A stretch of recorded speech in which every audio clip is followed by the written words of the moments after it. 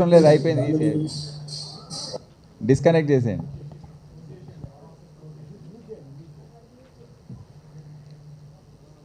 ఇది ఇప్పుడు ప్రెస్కి we are addressing. So ఈ జోనల్ సైబర్ క్రైమ్ సెల్స్ అనేది ముఖ్యంగా ఎందుకు ప్రారంభిస్తున్నామో అనేది మీకు ఎక్స్ప్లెయిన్ చేయాలి. ఇప్పుడు కేవలం ఒక సైబర్ క్రైమ్ పోలీస్ స్టేషన్, ఇంత పెద్ద మహానగరానికి ఒక్క సైబర్ క్రైమ్ పోలీస్ స్టేషనే ఉంది. దాంట్లో శాంక్షన్ 147 ఉన్నప్పటికీ కేవలం 120 మంది పనిచేస్తున్నారు. ఒక డీసీపీ, ఒక ఏసీపీ, 10 మంది ఇన్స్పెక్టర్లు, ఒక 20 ఎస్ఐస్, మిగతా అంతా హెడ్ కానిస్టేబుల్స్, హోమ్ గార్డ్స్. కానీ ఏ స్థాయిలో అయితే సైబర్ క్రైమ్ పెరుగుతుందో, రిపోర్ట్ అవుతుందో, అవి తట్టుకునే పరిస్థితుల్లో సైబర్ క్రైమ్ పోలీస్ స్టేషన్ లేదు. సో ఏమవుతుందంటే చాలా మటుకు చిన్న చిన్న కేసులన్నీ కూడా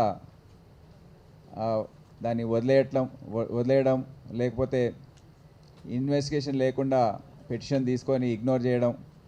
పోలీస్ స్టేషన్లో కేసులు వచ్చినప్పుడు వారికి సైబర్ క్రైమ్ ఇన్వెస్టిగేషన్ సామర్థ్యం, నైపుణ్యం లేని పరిస్థితుల్లో వారు కూడా ఒక విధంగా పిటిషన్ని cyber crime police station transfer చేయడానికి ప్రయత్నిస్తున్నారు. కానీ ఇక్కడ కూడా కెపాసిటీ లేనందువల్ల అది తీసుకోవడంలో జాప్యం జరుగుతుంది. సో ముఖ్యంగా ప్రజలందరూ కూడా కొద్దిగా ఇబ్బంది పడుతున్నారు. మీరు సైబర్ క్రైమ్ సంఖ్య చూసుకుంటే 10 సంవత్సరాల క్రితం 2015లో 351 కేసెస్ రిజిస్టర్ అయ్యాయి, 351.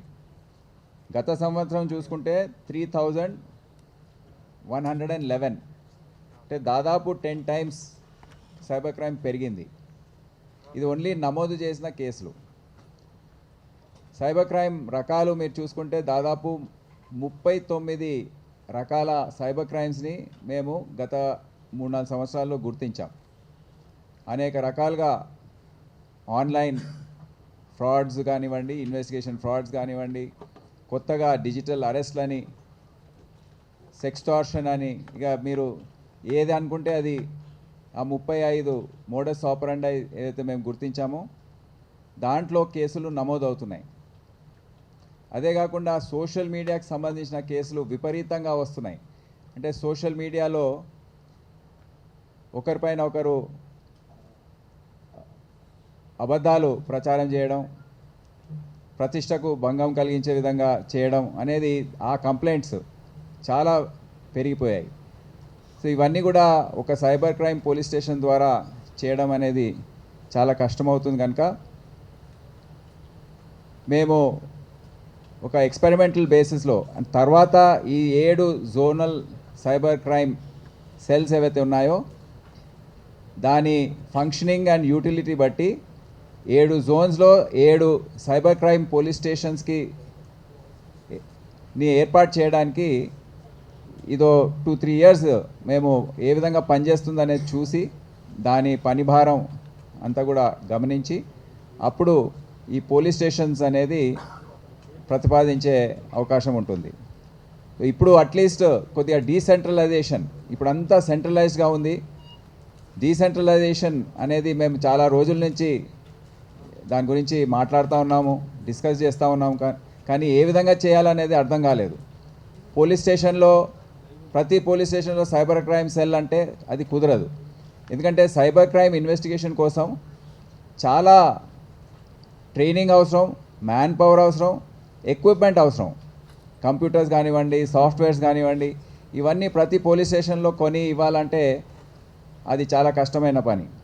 సో అందుకని జోనల్ డీసీపీ ఆధ్వర్యంలో, ఎందుకంటే వారి నిఘా కూడా ఉంటుంది, సూపర్విజన్ ఉంటుంది, ఇన్వెస్టిగేషన్ చేసేటప్పుడు సరైన గైడెన్స్ అనేది వారు ఇచ్చే పరిస్థితిలో ఉంటారు. కనుక ఈ 7 సైబర్ క్రైమ్ పోలీస్ సెల్స్ ఏవైతే ఉన్నాయో డీసీపీ ఆఫీసెస్లోనే ఉంటాయి. డీసీపీ వ్యక్తిగతంగా ఇవి పర్యవేక్షించి అక్కడ తగిన వారి జోన్లో ఉన్న పోలీస్ స్టేషన్స్లో ఏవైతే సైబర్ క్రైమ్స్ రిపోర్ట్ అవుతున్నాయో అవన్నీ కూడా పరిశీలించడానికి ఇప్పుడు ఒక టీంని ప్రతి సైబర్ క్రైమ్ సెల్లో ఒక టీంని ఏర్పాటు చేయడం జరిగింది. ఆ టీంలో ఆ జోన్లో ఉన్న డిఐ ఒకరు, ఎవరికైతే ఆ డీసీపీ ఐడెంటిఫై చేస్తారో వారికి కొద్దిగా యాప్టిట్యూడ్ ఉండాలి, సైబర్ క్రైమ్ ఇన్వెస్టిగేషన్ పట్ల కొద్దిగా సమయం ఉండాలి. అంటే కొన్ని లైట్ పోలీస్ స్టేషన్స్ ఉంటాయి పోలీస్ స్టేషన్లో వాళ్ళ జోన్లో, అటువంటి డిఐని చూసుకొని వారు ఇన్ఛార్జ్గా పెడతారు. దీని జెడ్సీసీ కోసం ఒక ఎస్ఐ, 5 కానిస్టేబుల్స్, ఇద్దరు హోమ్ గార్డ్స్ని మేము మా పోస్టింగ్లోనే జియో ప్రకారం ఇవ్వడం జరిగింది. సో వీరందరినీ కూడా దాదాపు నెల రోజుల పాటు సైబర్ క్రైమ్ ఎక్స్పర్ట్స్ వారికి ట్రైనింగ్ ఇచ్చారు. వారు ఇప్పటికే కొద్దిగా ఎక్స్పెరిమెంటల్ బేసిస్లో పోలీస్ స్టేషన్స్లో కొన్ని టెస్ట్ కేసెస్ కూడా చేశారు. వారు సైబర్ క్రైమ్ ఇన్వెస్టిగేషన్లో ఇప్పుడు వారికి నైపుణ్యం వచ్చేసింది. సిసిపిఎస్ అంటే cyber crime central cyber crime police station ఏదైతే ఉందో అక్కడ ఏ విధంగా అయితే ఆఫీసర్స్ మరియు సిబ్బంది కూడా వారికి ఒక లెవెల్ ఆఫ్ ఎక్స్పర్టీస్ వచ్చేసింది, నైపుణ్యం వచ్చింది. అదే స్థాయిలో వీరికి కూడా ఆ ట్రైనింగ్ ఇచ్చి తగిన ఎక్విప్మెంట్ ఇవన్నీ కూడా ఇవ్వడంతో ఈరోజు ఈ జోనల్ సైబర్ క్రైమ్ సెల్స్ అనేది మేము ప్రారంభించే పరిస్థితిలో ఉన్నాం. దీంట్లో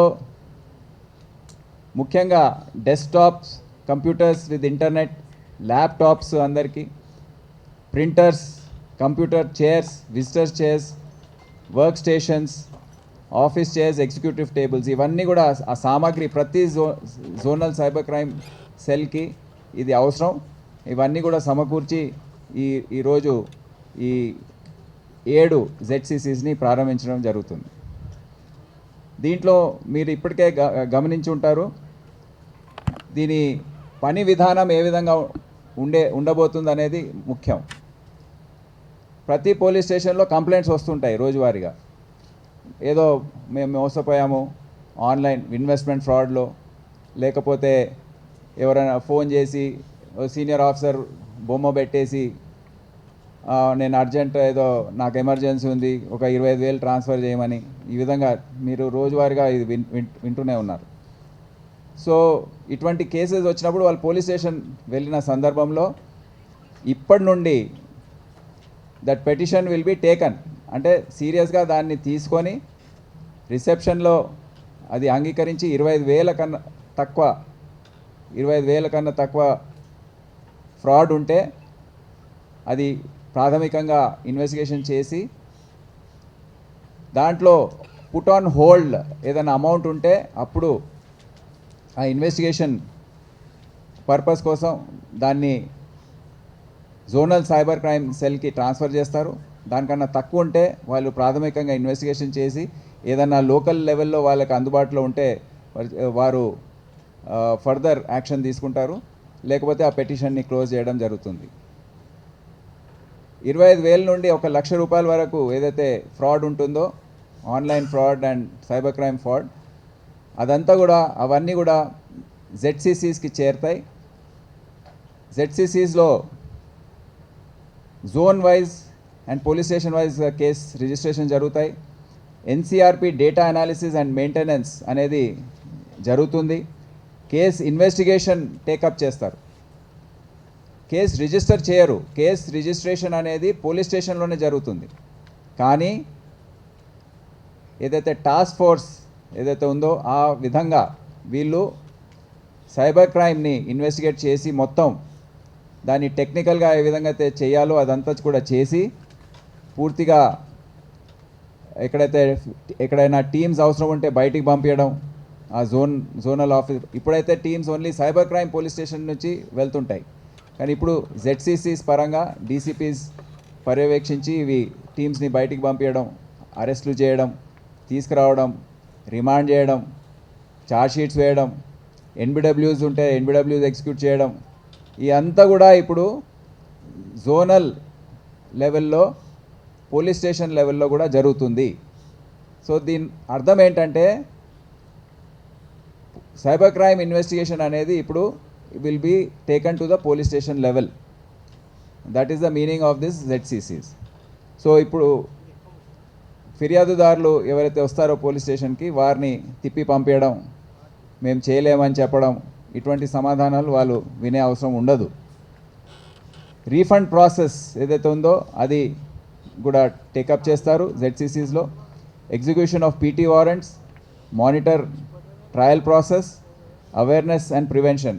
ఇదే కాకుండా జోనల్ లెవెల్లో, డివిజన్ లెవెల్లో, పోలీస్ స్టేషన్ లెవెల్లో అయితే మనం police station, schools, colleges, educational institutions, వేరే ఆర్గనైజేషన్స్ ఏవైతే ఉంటాయో అక్కడ వెళ్ళి అవేర్నెస్ సెషన్స్ ఏవైతే చేస్తుంటామో ఇప్పుడు పోలీస్ స్టేషన్ స్థాయిలో కూడా, జోనల్ స్థాయిలో కూడా జరుగుతాయి. సో దీని గురించి ప్రతి డీసీపీ ఆఫీస్లో స్పేస్ ఇప్పటికే ఐడెంటిఫై చేశారు.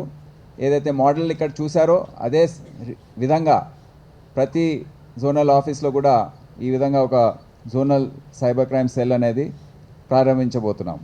సో దీనికి ఒక స్టాండర్డ్ ఆపరేటింగ్ ప్రొసీజర్ అనేది డిఫైన్ చేసే అవసరం ఉండింది.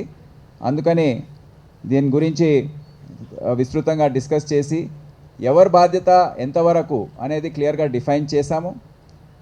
1,00,000 పైన ఉన్నప్పుడు తప్పకుండా సెంట్రల్ సైబర్ క్రైమ్ పోలీస్ స్టేషన్కి ఇన్వెస్టిగేషన్ ట్రాన్స్ఫర్ చేస్తారు. వేరే కేసెస్లో కూడా central cyber crime PS officers, DCP కానివ్వండి, ఏసీపీ అందరూ కూడా పూర్తి స్థాయిలో సహకరిస్తారు. ప్రతి అంశంలో కూడా వారికి గైడెన్స్ ఇస్తారు. అండ్ ఎందుకంటే అడ్వాన్స్డ్ సాఫ్ట్వేర్స్ అండ్ హార్డ్వేర్స్ కూడా ఉన్నాయి ఇక్కడ. ఏదైతే కేసు వీరు పరిష్కారం చేసే పరిస్థితులు లేరో అవి central cyber crime police station నుండి వారికి పూర్తి స్థాయిలో సహకారం అందించి ఆ కేసుని పిఎస్ దర్యాప్తు అనేది ముందు వెళ్ళే విధంగా చర్యలు తీసుకుంటారు. సో ఎస్ఓపి ఏ విధంగా ఉంటుందనేది నేను ఒకసారి డీసీపీ సైబర్ క్రైమ్ కవిత గారిని మీకు క్లుప్తంగా వివరించవలసిందిగా నేను కోరుతా ఉన్నాను.